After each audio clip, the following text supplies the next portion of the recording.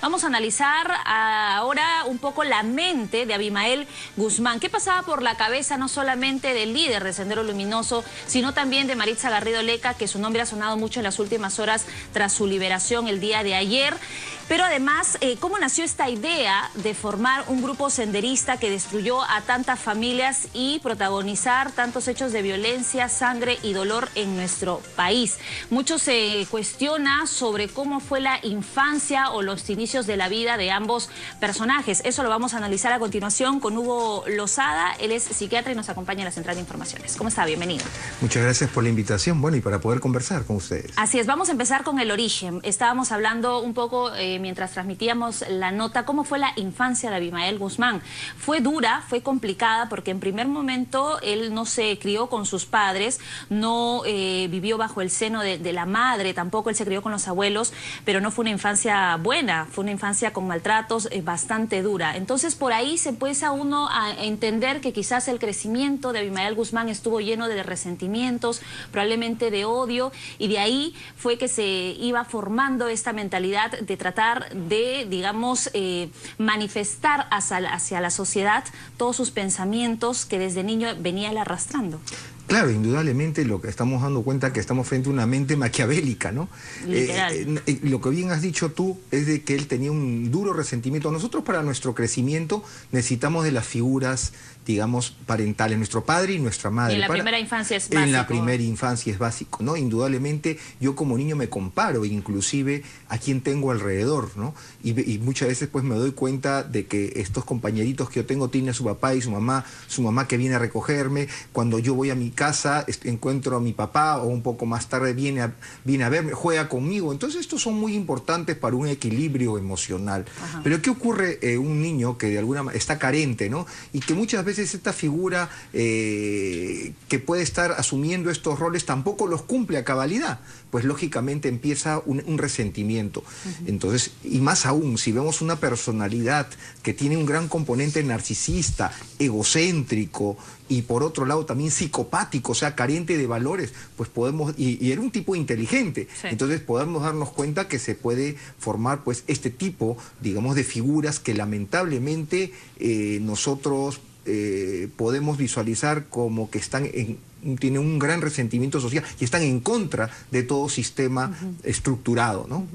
Cuando hablamos un poco del perfil de Abimael Guzmán, nos ponemos a analizar primero esta infancia difícil y cruda que le tocó vivir, pero luego la formación que él tuvo sobre una ideología que disfrutaba de alguna manera de estos hechos de terror, hechos de sangre, y nos ponemos a pensar sobre lo que pasó después, ¿no? Esta decisión ya a su adultez de unirse a una mujer, Augusta Latorre, que tenía unos pensamientos tal y como él, una mujer llena de odios y de resentimientos, y juntos formar este grupo Sendero Luminoso que hizo tanto daño. Digamos, se juntaron ambas fuerzas, ambos componentes llenos de odio, de dolor, y para generar un grupo aún mayor que destruyera a tanta gente, claro, tantas vidas. Claro, indudablemente acá nosotros vemos que fue una persona que, entre comillas, se nutrió de mucho de estas ideologías, ¿no? Si estamos viendo nosotros que cuando ellos hablan no solamente habla del pensamiento Gonzalo, sino que habla justamente del leninismo, del maoísmo, ¿no? Entonces él se nutre de esto y lógicamente él, después, dentro de ese narcisismo y ese egocentrismo, él genera su propia ideología, que es lo que nosotros estamos viendo, una ideología donde de alguna manera la violencia es parte hegemónica de esa búsqueda del poder, ¿no? Ajá. O sea, yo utilizo la violencia para lograr lo que yo quiero lograr, ¿no? Y lógicamente comienzo a encontrar personalidades que se van ajustando a mi perfil, claro. Y complementan justamente esa orientación que yo tengo. Porque hay que recordar también de que este es un hombre que se nutrió de una cúpula que lo secundaba también. No hay que hablar solamente que tenía Maritza Garrido Leca, sino que también tenía un conjunto de personas, claro, que lo secundaban, ¿no? Y también partícipes de esta violencia, sí, que de alguna manera lo complementaba, ¿no? Ahora, diferente fue la infancia, y hablando de Maritza Garrido Leca, de esta mujer que aparentemente tenía una familia funcional, que se crió con principios cristianos, cristianos, ella era bailarina, era una artista, siempre la hemos visto en imágenes bastante contenta, disfrutando con mucha gente. Entonces, ¿qué nos hace pensar de que en qué momento ella pasó a tener este pensamiento y a unirse a las filas de Sendero Luminoso?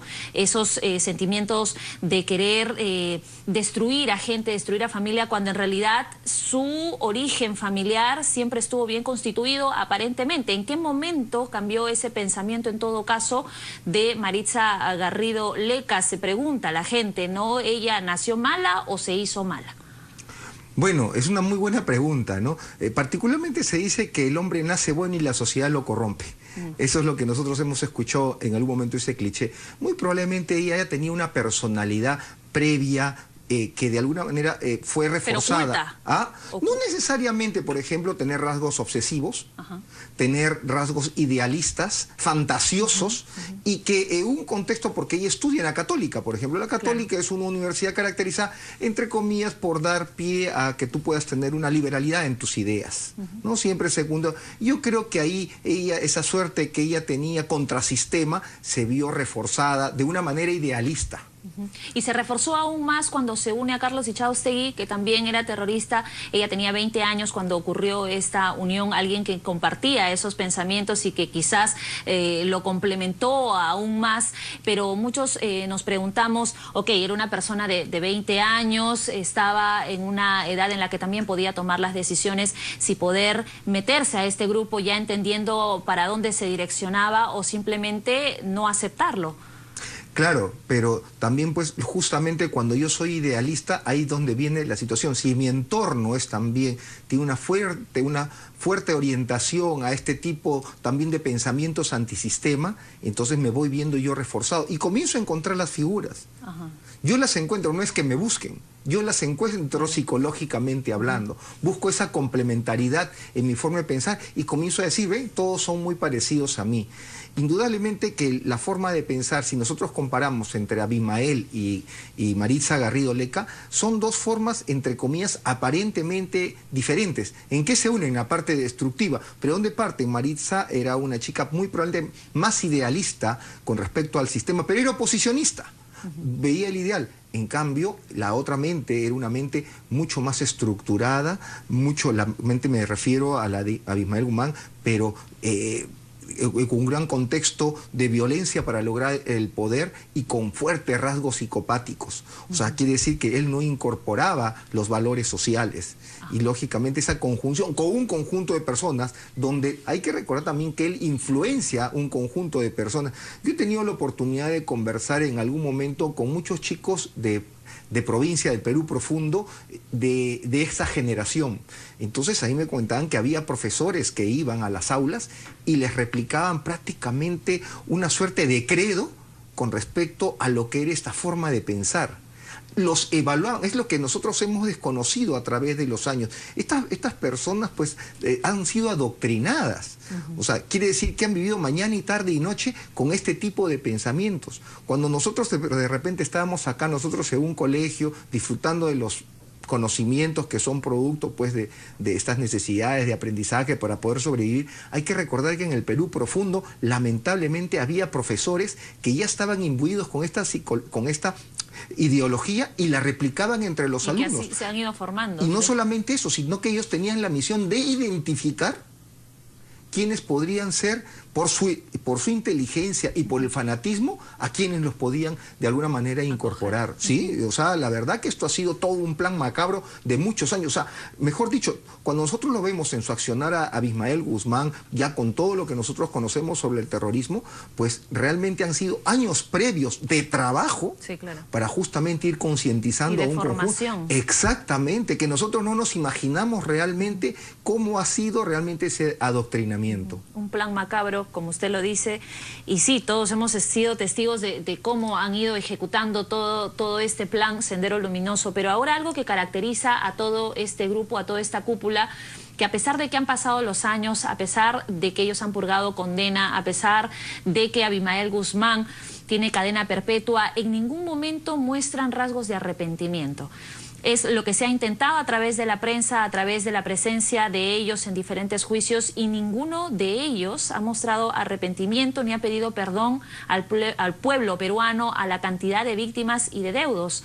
Esta característica de la cúpula y de quienes han integrado Sendero Luminoso, ¿por qué no, digamos, dejar el pasado atrás, pedir perdón de alguna manera? O sea, es difícil que estas personas se puedan recuperar de tales heridas. Hemos tenido la oportunidad de conversar con muchos deudos, con gente que en realidad mantiene ese dolor también por haber perdido de la forma más cruel a sus seres queridos. Pero ellos, como autores de la masacre, en ningún momento mostrarán en algún futuro arrepentimiento. ¿Por qué eso?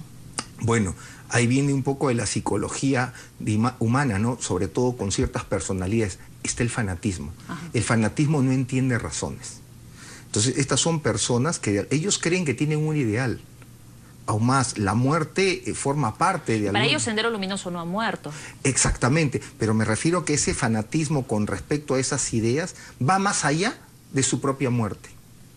Si nosotros nos podemos comparar de repente con esos grupos islámicos o los podemos comparar con esos grupos islámicos que, por ejemplo, con lo de la Torre Gemelas, podemos darnos cuenta que para ellos el apego de la vida no lo tienen. Claro. Y eso es lo que nosotros estamos encontrando con estas personas. Ellos no tienen apego de vida. Ellos piensan que es parte, de alguna manera, del plan, entre comillas, de vida que ellos tienen que tener, porque estas ideas, que para ellos son loables, se puedan implementar. Y la muerte sencillamente es un instrumento más para lograr el poder, pero lógicamente detrás de todo eso, esta ideología tiene un gran componente de alienación, un gran componente en el cual compensa muchas veces sus necesidades. O sea, si yo he sido una persona que de repente he sido víctima de este abuso social, pues esta es la forma como yo me estoy vengando socialmente. Y ahora ellos, como lo decía, no sienten que Sendero Luminoso haya muerto, sino que ellos están trabajando incluso desde prisión algunas estrategias para mantenerse vigentes. Porque claro, ellos creen, y ahora eso es lo que tememos todos los peruanos, ¿no? Esa sed de venganza que ellos puedan tener acumulada porque no han seguido con su accionar sangriento durante todos estos años, porque de alguna manera se ha visto interrumpida con ellos en prisión.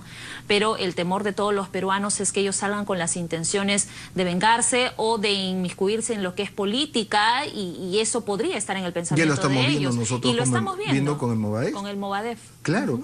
Indudablemente las características de un terrorista desde el punto de vista psicológico es que son reflexivos, son dogmáticos, son psicopáticos y son fantasiosos. Un ideal que, entre comillas, o sea, no existe, pero que ellos de alguna manera lo creen. Y ellos nunca creen. Se sienten derrotados. Y no se sienten culpables. Exactamente, también. Así es, y pueden seguir por mucho tiempo. Difícilmente en estos casos ellos cambian su forma de pensar. Y lógicamente, mientras que también a nivel social existe este caldo de cultivo como es la pobreza, lamentablemente pueden encontrarse personalidades predispuestas a ser, pueden ser inducidos a este tipo de... Ahora, ellos no cambian su forma de pensar, pero su proyección hacia la sociedad. Por ejemplo, hemos visto una Maritza Garrido Leca que ya no sale pregonando su apoyo a Sendero Luminoso y a las ideologías de este grupo senderista, sino que, por lo contrario, se ha mantenido bastante cauta, no ha dado declaraciones a la prensa, no se ha sabido de ella, no ha habido ningún tipo de pronunciamiento. Este perfil o este rostro que muestra a ella ahora, muy distinto a lo que veíamos en años anteriores, ¿es una estrategia? ¿Podría ser? Es una estrategia. Ajá. Es una estrategia. Por eso decía al inicio, el perfil es que son estrategas, pues. Son estrategas, o sea, no pueden ser tan obvios. Hay que recordar que el terrorismo, ¿cómo actúa? De manera subrepticia. Ellos no son evidentes. Entonces eso es lo que nosotros estamos encontrando. Por eso es de que es muy importante que nosotros a las nuevas generaciones de los estudiantes les estemos dando lecciones sobre lo que se pasó en estos años 80, claro, ¿no? Que fue lo más duro que les ocurrió a nuestro país. Para no ser sorprendidos. Exactamente. De pronto conquistados por estas ideologías. Claro, y es preocupante porque nosotros vemos estas nuevas, entre comillas, estos nuevos caldos de cultivo cuando a veces han cogido a estos muchachos, pues cómo ellos ven a esto como un movimiento realmente sano. Como empezó con ellos, empezó muy jóvenes. Maritza Garrido Leca era muy joven, tenía 20 años. Exactamente. Entonces, ahí es donde nosotros tenemos que tener mucho, pero mucho cuidado, sobre todo con las nuevas generaciones de estudiantes que no están conscientes de lo que nosotros hemos realmente vivido, ¿no? Las personas que estamos por encima de los 40 años, o sea, realmente hemos pasado estas épocas muy duras para nuestro país. Efectivamente, y bueno, hay mucho que analizar. Ahora se habla de que van a haber más liberaciones de terroristas y somos una sociedad que nos tenemos que mantener al tanto, que nos tenemos que mantener alertas, porque como usted bien lo dice y muchos analistas lo han comentado también, ellos se han ido preparando en prisión, tienen una estrategia que quieren trabajar ahora en libertad, así que a nivel de Estado y de sociedad tenemos que estar preparados sin duda. Y con esto también vuelve la figura, con lo que tú estabas justamente comentando, ¿qué hacer? Los padres tienen que acercarse más a sus hijos. Claro. Nosotros estamos pasando realmente ahora toda una etapa que estamos viendo de la delincuencia, pero tranquilamente nosotros podríamos, como uno de los riesgos sociales, podemos pasar nuevamente a un terrorismo. O sea, esta situación, tenemos que estar siempre a la expectativa, tomar las previsiones del caso. Entonces, eso es lo que tenemos actualmente nosotros tomar en consideración con las nuevas generaciones. Efectivamente, hay un trabajo pendiente que tenemos que ya empezar a elaborarlo desde ya, si es que no nos queremos ver otra vez en estos hechos de violencia que, por supuesto, aprovechando la fecha, todos salimos a decir terrorismo nunca más, sangre nunca más, muertes nunca más, y algo se tiene que hacer y algo se puede hacer. De hecho, ya se ha debido trabajar desde hace muchos años, no hacer hincapié ahora que estamos recordando la caída de Sendero Luminoso o la liberación de Maritza Garrido Leca para recién ponernos en alerta. Exactamente. No. Exactamente, tomar las previsiones del caso desde ahora. Exactamente. Muchísimas gracias por haber estado con nosotros. Estuvimos conversando con Hugo Lozada, psiquiatra, analizando un poco el perfil de Abimael Guzmán. Vamos a hacer una pausa, 5:40, ya regresamos.